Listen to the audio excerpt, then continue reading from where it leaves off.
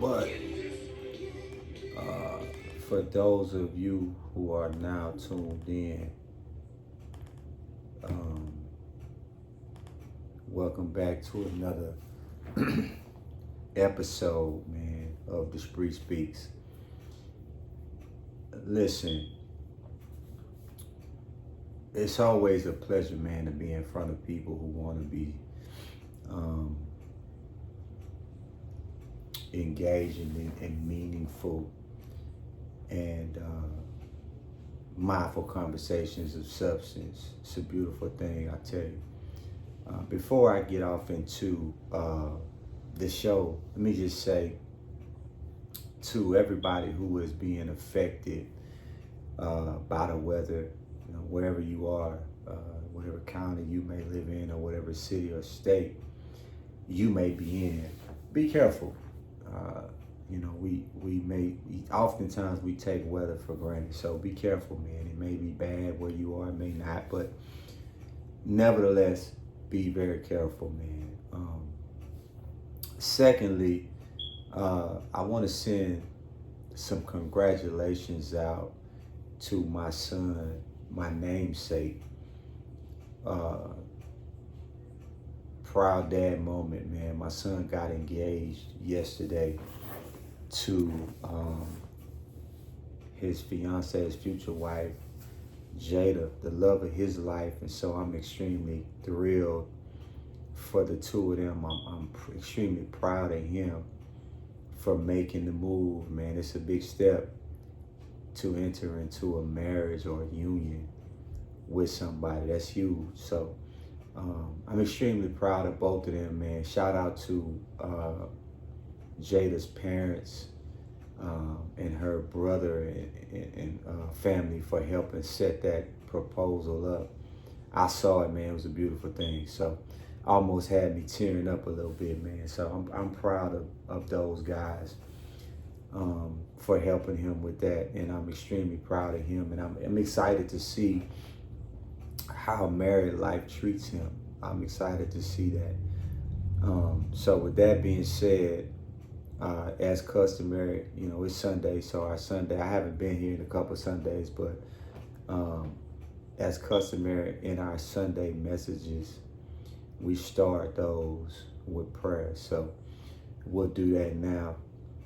God, we thank you for another opportunity to be in front of your people. We thank you for the ability to be able to speak and be heard and comprehended as only you see fit. I'm asking you now to protect those who are out in this weather. Cover them as only you can do. I'm asking for your arms of protection around my family members, my children, and a special prayer for my son, Deuce, and his fiance. Show them that marriage will not work without you in the center of it. And we just ask all these prayers and blessings in Jesus' name. Amen. And thank God. So having said that, I was watching, I watch a lot of TV. I'm a TV dude. I watch a lot of TV. I watch a lot of shows. And I was going through the TV thing, and I saw a show, a movie, a series or whatever it was. It was called Moses. And so as I was watching this, it's always good to watch stuff that's based on real life situations. And that kind of led me to our topic. Where were you when you had your Mount Sinai moment? Some of you probably are not familiar with Mount Sinai. We'll get to that in a second. But if you are familiar with it, think about where you were when you had or experienced your Mount Sinai moment. There's one scripture that I'm going to read, very small, but I'm going to read it because it's relevant. And then once I finish reading it, we'll get into our text. So, Exodus chapter 19 will start at verse number 3, where it says, God speaks to Moses. It said, and Moses went up unto God, and the Lord called unto him out of the mountain, saying, thus shalt thou say to the house of Jacob, and tell the children of Israel, ye have seen what I did unto the Egyptians, and how I bare you on eagle's wings, and brought you unto myself. Now, therefore, if ye will obey my voice indeed, and keep my covenant, then ye shall be a peculiar treasure unto me above all people, for all the earth is mine. So I'm gonna stop right there, and we'll dissect this and break this down. So Mount Sinai was a place where God called Moses to do a task. That's the place Moses and God had a conversation at the burning bush. And so if we're familiar with this familiar passage of scripture, God called Moses on several occasions. It wasn't just this once. He called him more than one time. But this particular time where Moses actually went to Mount Sinai and actually had a conversation, and God gave him a job.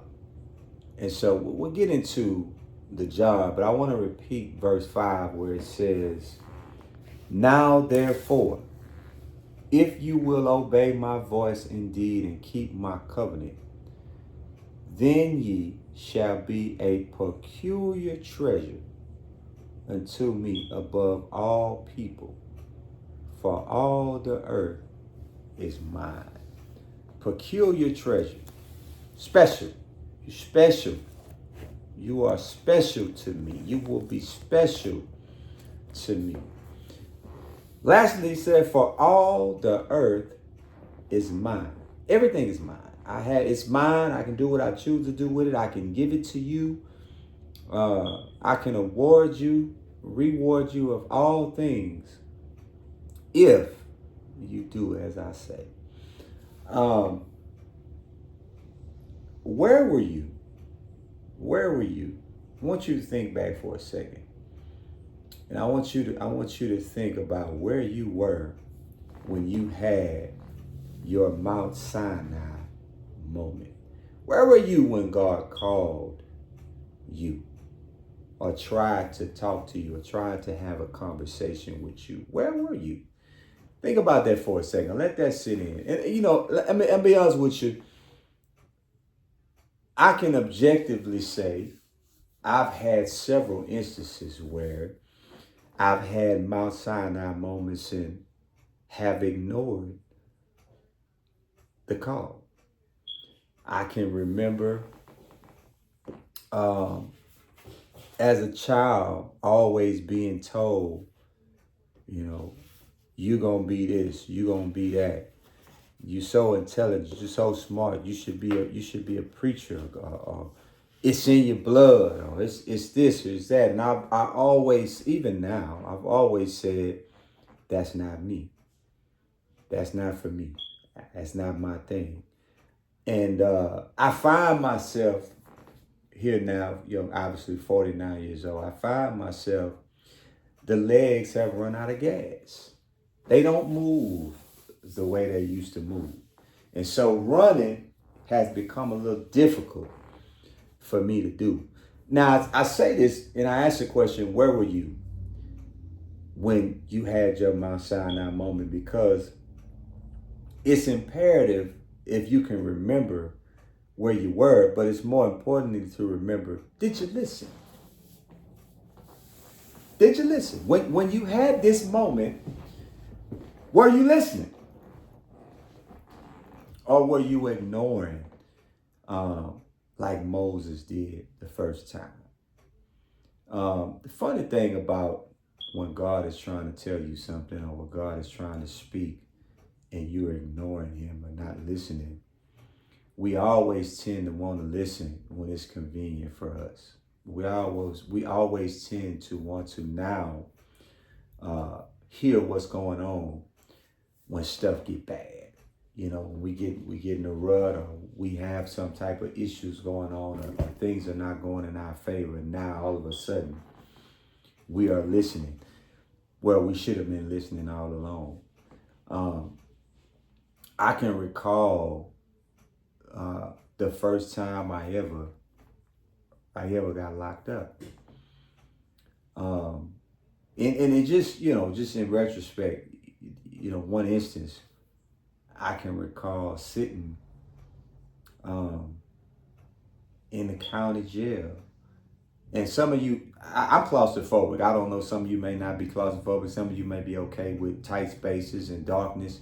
I'm extremely claustrophobic. I don't like being in tight places. That's why I can't do MRIs and stuff like that. But I was in a cell that was extremely small, for one, and then two, once all the lights went out and it was pitch black, I was extremely afraid of how I would react to being under these circumstances.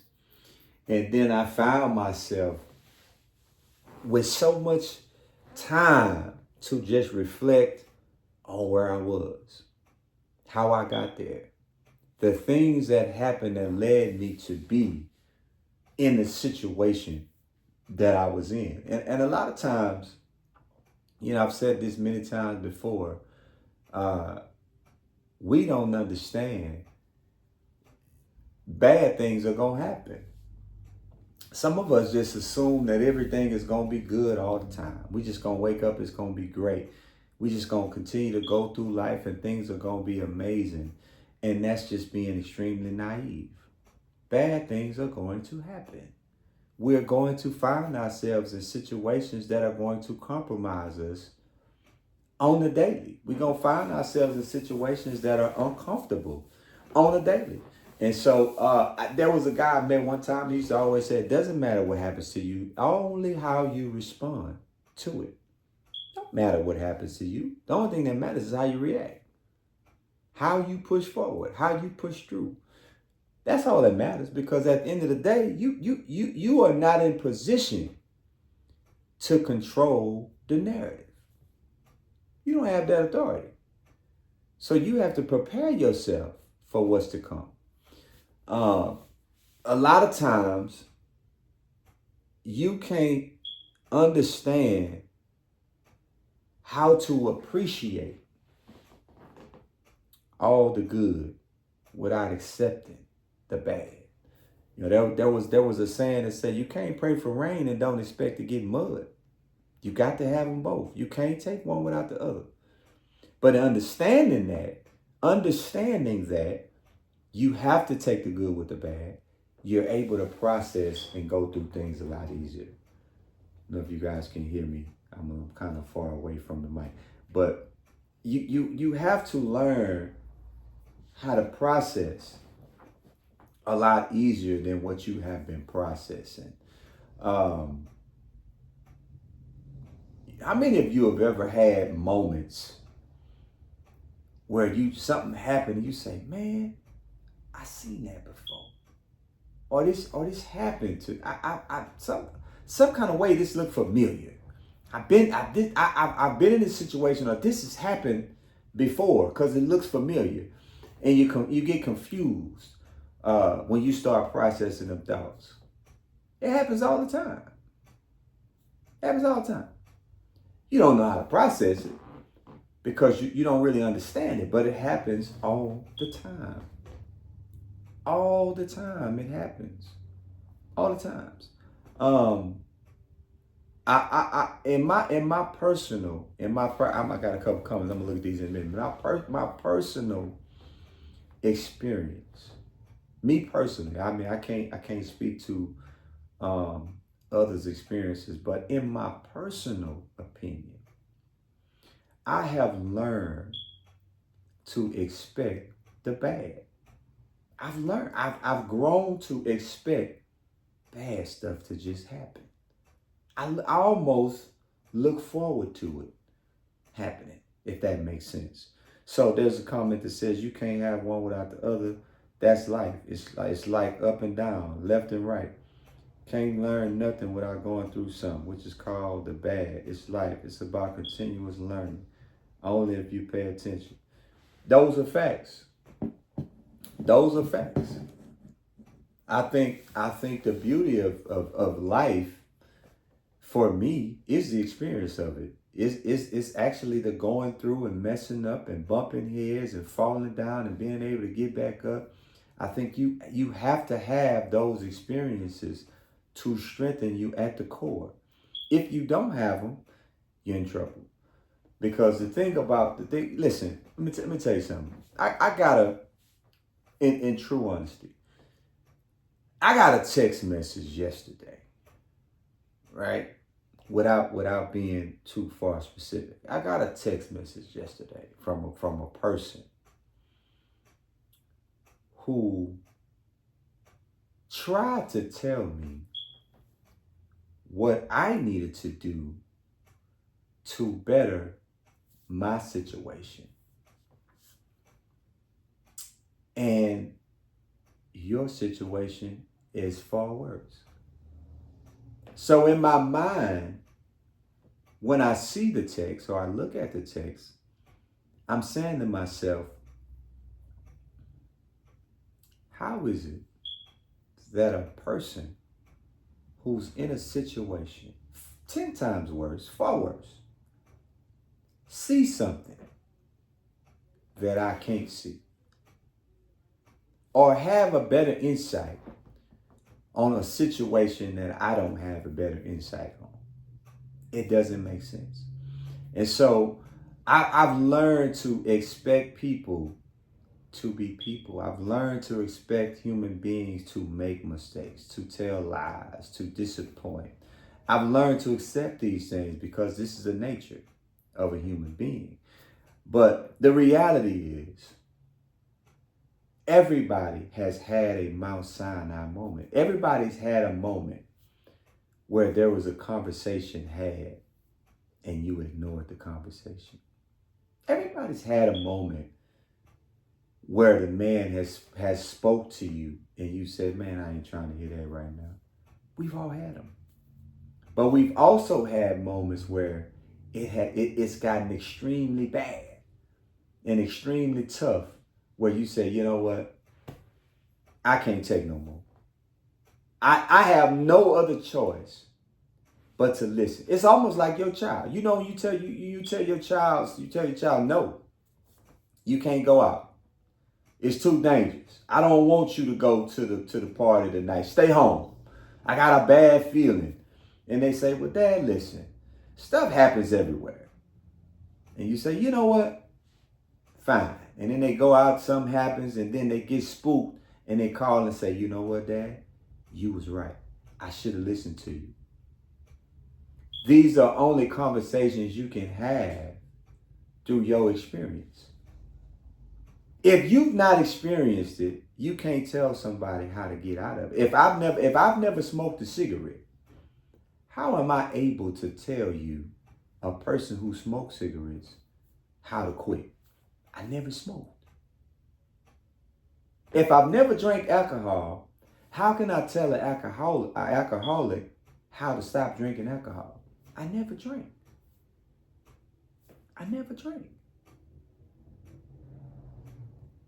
But if I've been to prison or if I've been to jail and I stayed out, not I went back, I stayed out.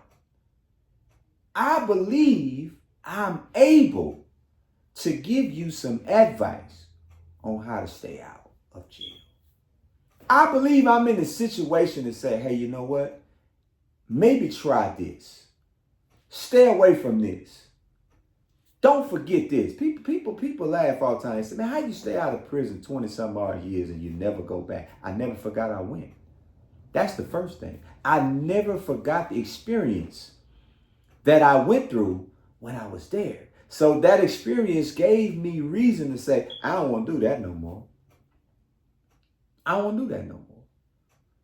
So that puts me in a position when I see a person that's going back and back and back and back, doing the same thing over and over and over, to say, hey, listen, if you truly want to stay out, stop this. Don't do this. Make all the sense in the world to me. But the thing that I try and I want to make sure that you understand is, you ain't gonna get a whole bunch of opportunities to ignore the voice. The phone ain't gonna keep ringing. You ever call somebody and they don't answer, and then you call them back 5 minutes later and they don't answer again, and you call them again and they don't answer. Then after the third time, you're like, you know what? I'm not calling no more. I ain't calling no more. Forget it. It's no different. It's no different. You don't get to keep ignoring the signs. You don't get to keep saying, well, I deal with it when I deal with it. I ain't worried about it right now. You don't get to keep doing that. Because eventually, when you decide you ready, it's going to be too late.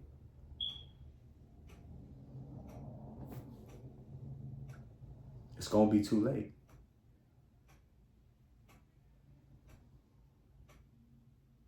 You don't want to miss out. You don't want to miss out. And it don't matter how difficult the task may be. I mean, we know God told Moses, hey, go back to Israel, tell Pharaoh, I said, let my people go. And Moses was like, what? So let me get this right. You want me to go back to a place where I'm wanted. Number one, you want me to go back to a place that the people are looking for me for murder. You want me to take myself back, me and my family go back over there, talk to the people that are looking for me, that want me for murder.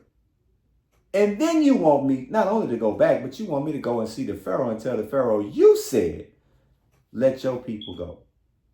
What? Say what? That's almost like you want me to commit suicide. And then I'm imagining there was a conversation and Moses like, look here, man, I want to do what you say, but I ain't too sure about this. And then God said, hey, I got you. Just go and do what I say, and I'll take care of the rest. Just go do what I say. Follow the orders that I give you. Let me worry about the rest. And a lot of times people will give us advice, or people will give us insight on things, and we take out the part that's best for us and leave the rest alone. Well, that part sounds good. I don't know about that part. Hey, you don't get to do that. If you're going to follow the directions, it's like you going to a job. If they say, hey, man, I used to be a painter. They say, paint the cans green. Don't paint half green and paint the other half white. Paint the whole thing green. But if I say, you know what? I'm in a different kind of mood. I want to paint some of it white, some of it green, maybe some black. I'm not following directions. And when you don't follow directions, there's consequences and repercussions to you not following those directions. But if you happen to follow the directions, if you happen to do what I asked you to do, you may be rewarded. You ever told your children, you got chores this week? This week you got dishes. This week you got the trash. This week you got that, and your allowance gonna be this. And you got two of them do what you say, and one of them say, man, look, I ain't do the dishes this week. I was tired, And you pay two and don't pay one.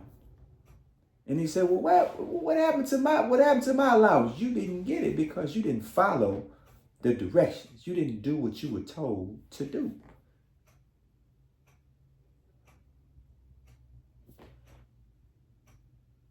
Verse 5. Let me read the end of verse 5. It says, for all the earth is mine.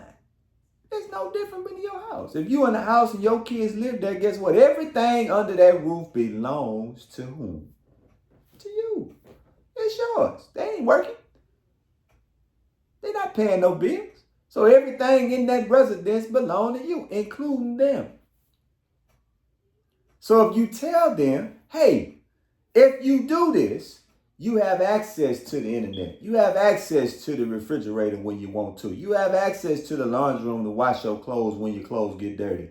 It's cool. Everything in here is mine. I give you my permission. You got access to it. However, if you do not do what I tell you to do, you don't have access to nothing.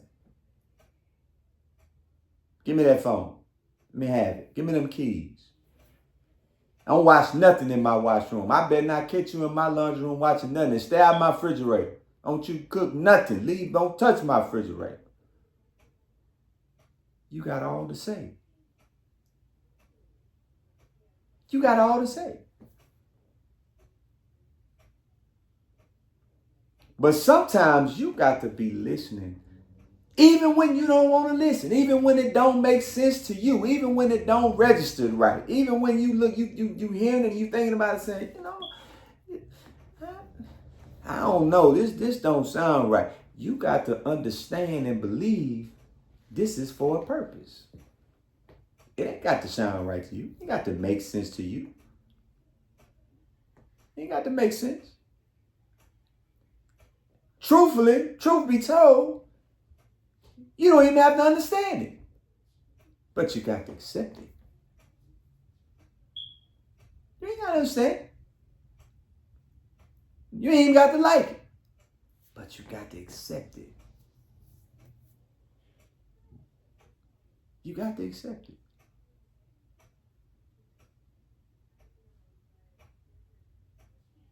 You have to accept it. You don't ever know. You don't ever know how a situation, a bad situation, is going to turn out until it turns out. You don't know. You can have all the best intentions in the world for somebody else, but you're not them. You're not them. You can't control somebody else's thought process or how somebody else is thinking, and you have no say over that. None whatsoever.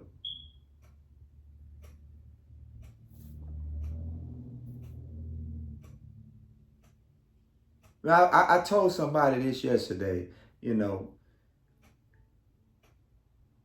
I go to this is a true story, I ain't making this up. I go to a Walgreens not far from where I live. And so when I go to this Walgreens, this Walgreens is a location for high crime, high theft. I mean, you could literally see people walking into the Walmart, looking at the cashier, and seeing the cashier and going over there grabbing 4 or 5 items and walking right out the door.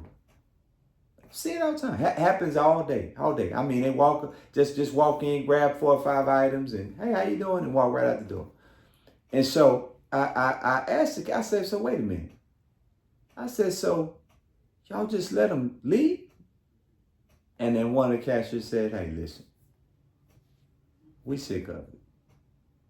We know. We tired of chasing and tackling and wrestling, and we tired of it. And somebody in front of me said, well, shoot, that's the case. Man, we might well go back there and grab us a couple things and walk out. And I said, not me. I ain't going to do it, because I believe that the karma from it is going to be 20 times worse. I don't care what they doing. I don't want no parts of it, because I truly believe I'm going to have to, even if I walk out the store with it right now for free and I don't pay for it, I'm going to pay for it eventually. I might get in my car, drive down past the red light, and somebody run right into me and tap my car. All because I walked out of the store and stole $25 worth of junk. I might get a phone call and say from one of my kids and say, Dad, I just had a blowout on the highway. All because you might not think it had nothing to do with you. You might not. You might be like, oh man, that just happened. Oh no. Everything is a microcosm of how you behave and act every day. Everything. You believe what you want. Everything is a direct reflection of how you treat people and how you act on a day-to-day basis. You run into a bunch of bad luck, you best believe you deserved it. I guarantee, I don't care what you say. You can say, oh man, it's just bad luck. You did something. You cut somebody out you shouldn't have. You jumped in front of somebody on the street in the lane you probably shouldn't have. You did something that wasn't right to somebody that warranted that bad luck to happen. It probably wasn't the same day. Probably wasn't 2 days before. It might have been a month ago. But you did something that warranted that karma.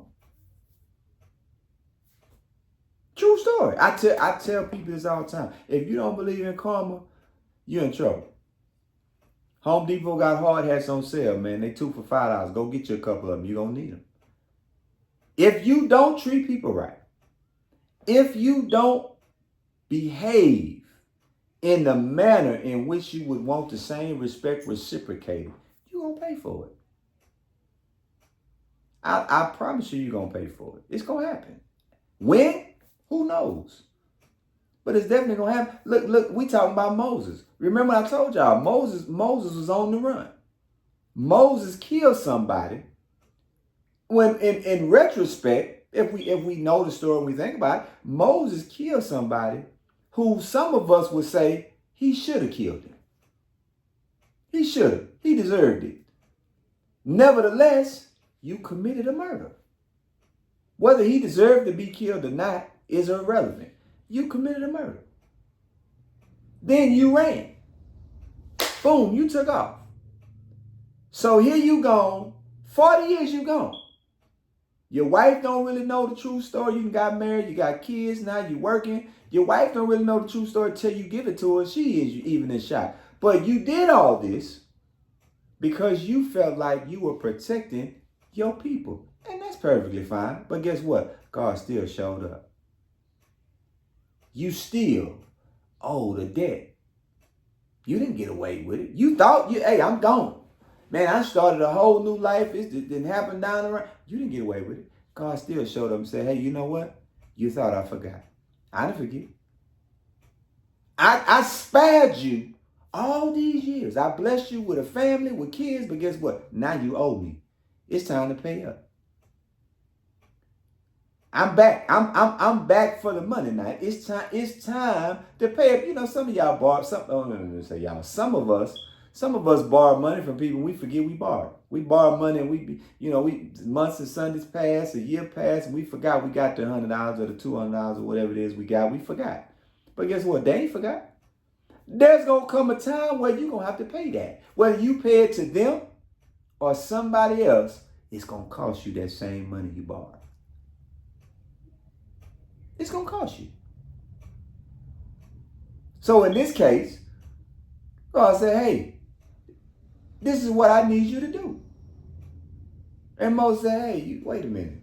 I know I owe you, but hey, what you asking me to do is suicide. I don't even see myself surviving this. Instead of saying, you know what?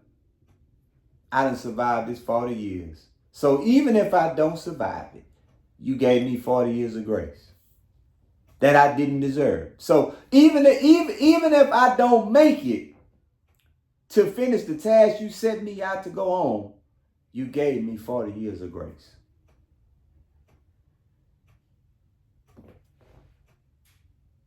We don't even understand how to be appreciative for what we do have. We too busy complaining about what we ain't got. We don't know how to say, I'm thankful. Even when I don't have much, I'm thankful. We still complain. We still finding something to bicker about. We still finding something to be mad and angry about. Instead of saying, you know what? I ain't in the best position, but I ain't dead. I ain't rich, but I ain't under the bridge either. I ain't driving a Mercedes-Benz AMG, but I ain't walking.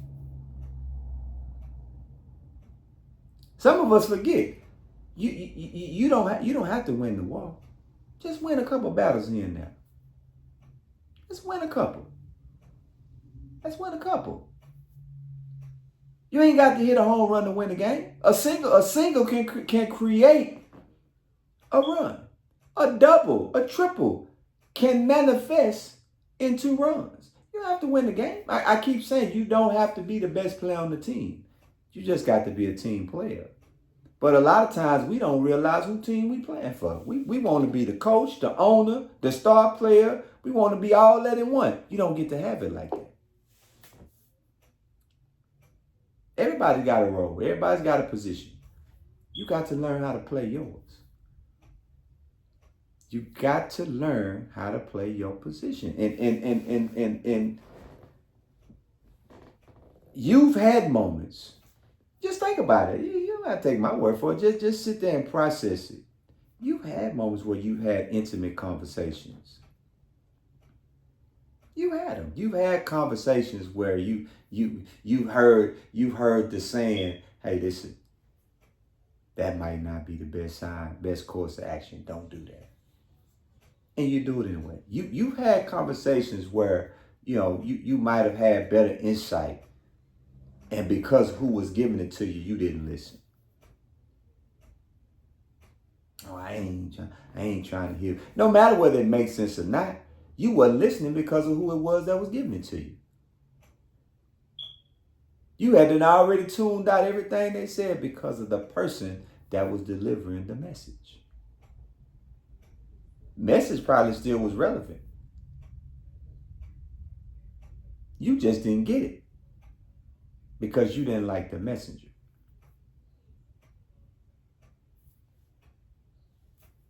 You know I ain't lying. Y'all know I ain't lying. Some of y'all people give you some of the best advice in the world, give you some of the best wisdom and knowledge in the world. You don't listen to none of it. And I'm not playing the race card. I'm just using this for example because we in the context of dialogue. But sometimes white folks can say something and you eat it up like it's fried ice cream. Be the best thing since sliced bread. Because they're more believing. They're more convincing. So you understand them more. But we could be saying the same thing. The same exact thing and you ain't heard nothing I say. You zone me completely out. It's reality.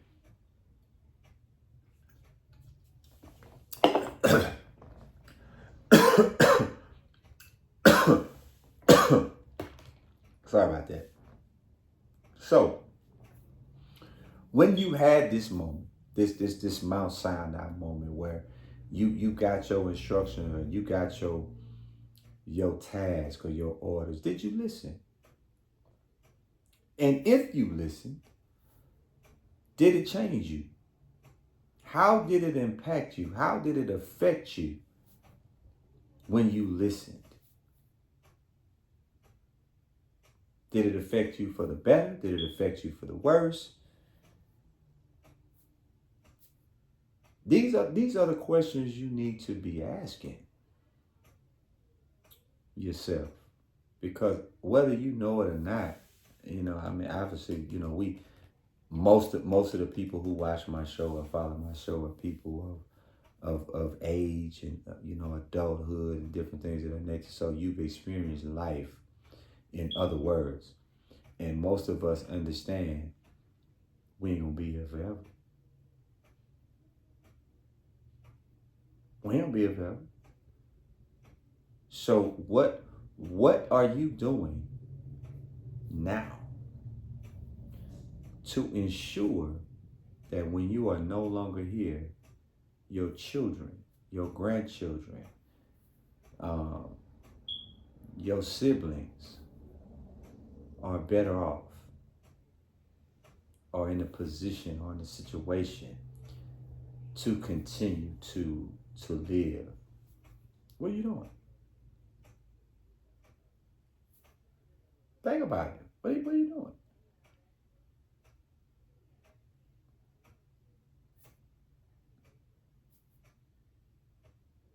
What is of value to a man who is 40 or 50 years old? Man, you've lived half your life.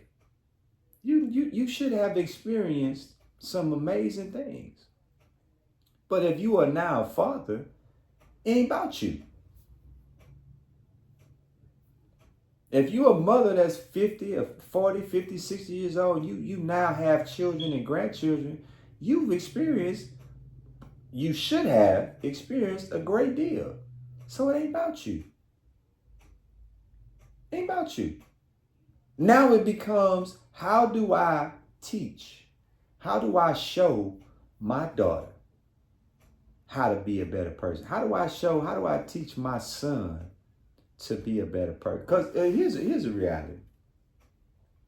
Our children, whether we want to admit it or not, our children are not that far different from who we are.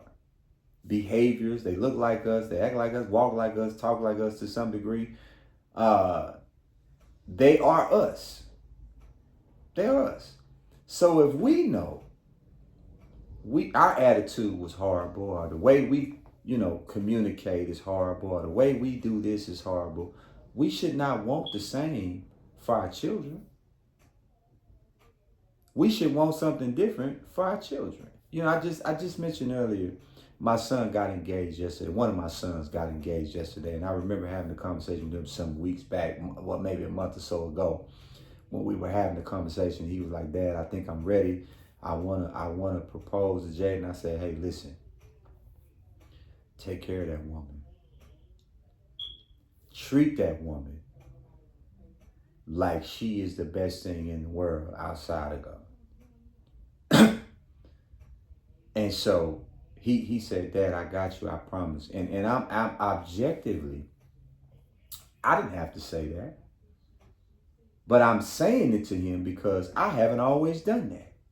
I'm saying to him, don't do what I did. If this is a person you intend to spend the rest of your life with, this is a person you love and you say you care about dearly more than anything in the world, show her. Don't take that for granted. And so being a parent in certain situations that you were not great at, you don't want that same pattern to be repetitive through your children. You want something different for them. If you went through, you're a woman and you went through this man, this relationship, that relationship, this didn't work, you went through this. You shouldn't want the same thing for your daughter. You shouldn't want that. No, you should want something greater for her. You should want something better for her. Facts. If you a man and you wasn't no good and you weren't trustworthy, you was this and that and the third, you shouldn't want your son to be like you. No. You shouldn't wish for that. You should want your son to be better than you. Because if your son is like you or is doing what you do, guess what? His son gonna do the same. If you're not teaching him, hey man, this ain't cool. Your dad don't do what I did. It ain't cool. You stop the cycle. You stop that right there because now you're showing him this is not living. This is not how you treat people. So now he's not treating his wife like that. He's not treating his fiance like that. He's not treating his girlfriend like that. So when they have children, guess what he's telling his son? Hey man, respect this woman. Don't do this. Don't do that. But not only is he saying it, they're able to see it. See, it's one thing to verbalize, but if it's not visual, it ain't holding no weight because we all know a pair of lips can say anything. You can be one of the most eloquent speakers the world's ever seen, but if your actions don't reflect what you're saying, where we at? I mean, where we at? If we can just sit here and talk and say some stuff that sound good, or we can just sit here and make it look cool. There's no effort in that. But if it can be seen, if it can be visually seen, that's a whole different ballgame. That's a whole different dynamic. I don't ever want you guys have heard me say this, many times. I watched my mom go through abuse. I saw it. I saw it firsthand. So I would never want to be a person who was physically abusive. That ain't my thing. Heck no. I don't condone that. So I tell my sons the same thing. Yo, man, don't do that. If you get to a point where you got to get physical, it's time to go. This relationship ain't what you need. Because you should never get to a point to where you that angry where now you want to be violent. That ain't healthy. Not for you, not for her, and it's definitely not healthy for children who are in that environment that are seeing that. We living in a time now where domestic violence is at an all-time high. People losing their mind. You know what I'm saying? They beating up on people, they killing people, hiding people in trunks of cars and all this, all because of what? Patterns. This is something that they have either seen before, experienced, or been a part of. And the only way to stop that or prevent that is to have those conversations. Hey, listen, don't do that. That's not cool. That's not safe. That's toxic. You don't need to be in that situation. If he's doing that, leave. You got to have them conversations. Those conversations got to be had. But all of that stuff starts with you wanting the best for your children. With you understanding, even when your children get to a point to where they're no longer at home, they're adults, they're paying their own bills, they're working, they're still your children. So you still have teachable moments. You still have teachable moments. I mean, I don't know. My mom and dad still living. There's times now I still call my dad. Right now, today. There's times now I still pick up phone like, yo, Pop, how do I deal with it? What do I do in this situation? How do I handle this situation? And I ain't ashamed of none of that. You know what I'm saying? And so when you start having children, you start having, grandchildren, you teaching. You're constantly teaching, especially if you got daughters. If you got daughters, hey man, listen, it's a different dynamic. Because you have to be a father, you have to be a protector, you have to be a teacher, but you also have to be an example. Because most daughters are looking for boys or men who mirror their fathers. Most daughters are out there looking for men who treat them nice because their father did it. So if you're not treating if you're not having a relationship with your kids or you're not in your kids' life, something ain't right. You know what I'm saying? Because you're not able to have those teachable moments. You're not able to have those conversations that are like, hey, is everything cool? You know what I'm saying? Because here's the deal. Even though, your girls, your daughter, we talking about daughters, your daughters are become adults, you still don't want to have a conversation where somebody's putting their hands on them. As a dad, you don't want to hear that. You don't want to hear get no phone call like, Dad, what? You don't want to hear that? No, because as much as you want to be a different person, you still a dad. So that protection part, that safety and security part, don't ever change. That mindset don't ever change. If that makes sense, I don't know if that makes sense to some of y'all, but for me, it don't ever change. You know what I mean? So I think I try to, all of my moments where I'm getting advice or let's bring it up. I'm getting game. Let's put it like that. All of my moments where I've gotten game or I'm getting game, I've been susceptible to listening. I've not had a problem with listening and absorbing and soaking in like a sponge. And here's the thing that I want to say, man, which is extremely important. And I want you guys to hear this.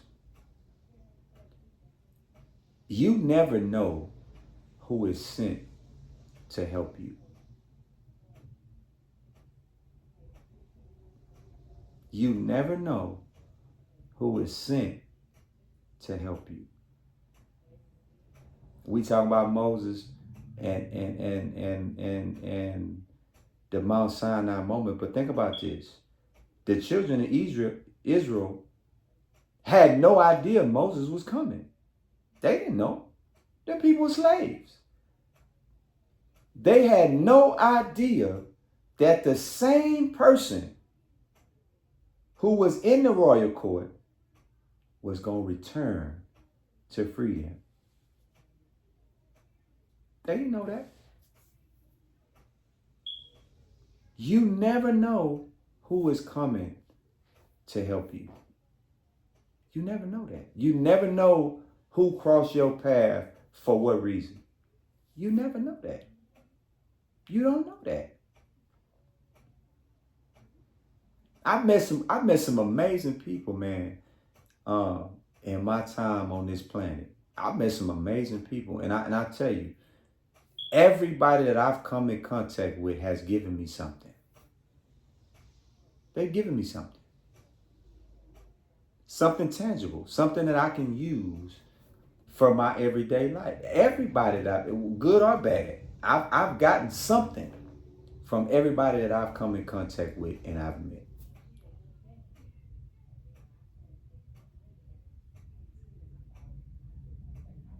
You can't just dismiss people that you don't know.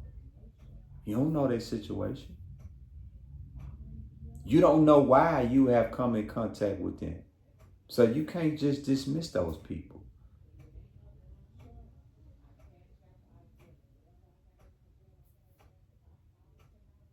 Think about that for a second. Just think about that for a second. You never know what people are dealing with or going through.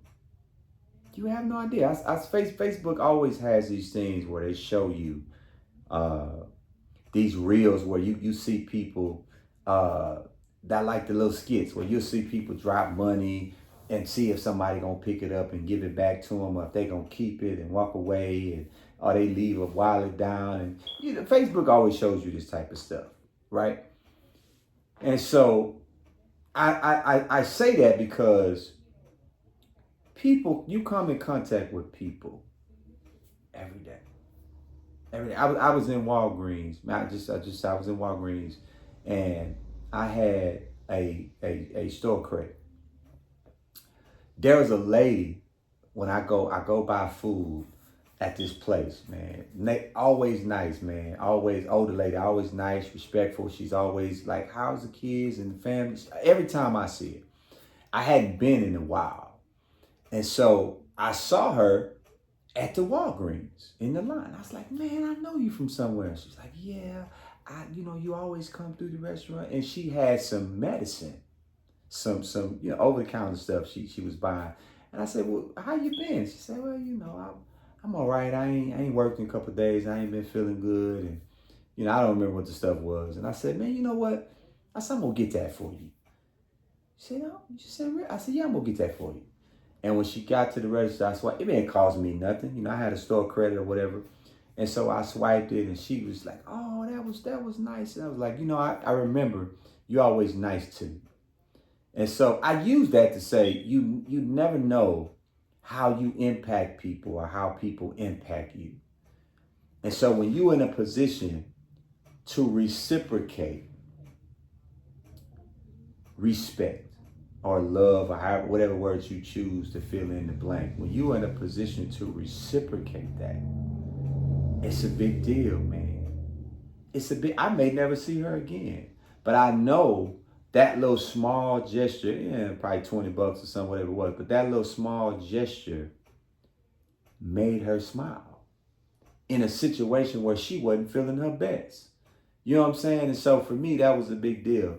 And so think about that the next time you out, man, and you people cross your path, man, and you in contact with people, or you dealing with people, and you not being nice, you're not being respectful, you're not being mannerable, and you're not treating people the right way.